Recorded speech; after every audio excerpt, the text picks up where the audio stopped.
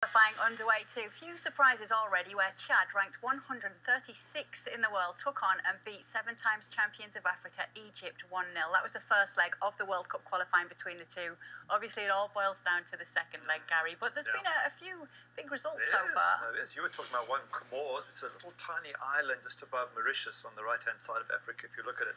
Tiny little island. I mean, they sort of probably get their players from the hotel staff, and get them on a bus and get them to a game. They held Ghana.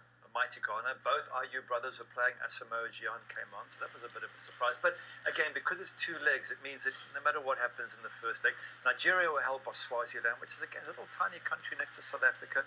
And Tanzania Nigeria as well. Tanzania drew with Algeria. Now, Algeria were 2-0 down. They came back, so all these big teams should get through. Ivory Coast beat Liberia 1-0, so in the second leg at home.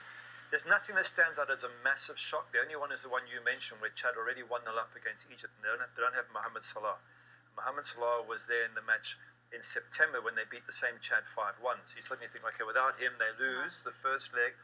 Is he their talisman? But again, in Egypt, they get fantastic crowds. It's a frightening place to go. So I don't see any real issues here. Ivory Coast, Jafinho, Aurier from PSG. I mean, there shouldn't be any real big shocks here.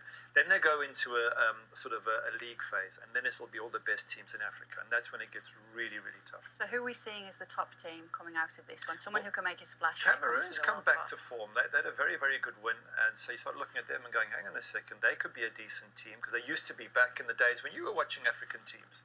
Indomitable Lions, remember Roger Miller. Roger Miller dancing in 1990. I don't understand why Alba Martins not getting caught in the Nigerian game. He did. He played this last one. He played? Yeah. Why didn't you tell me? She was on.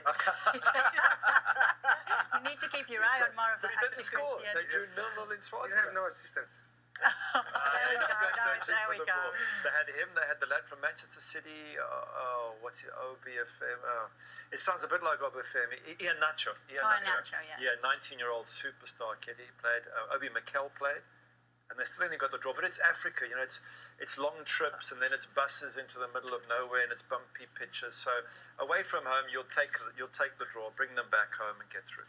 So much qualifying action to get through. It's what I loved when we returned. Stick around, you are watching The Locker Room.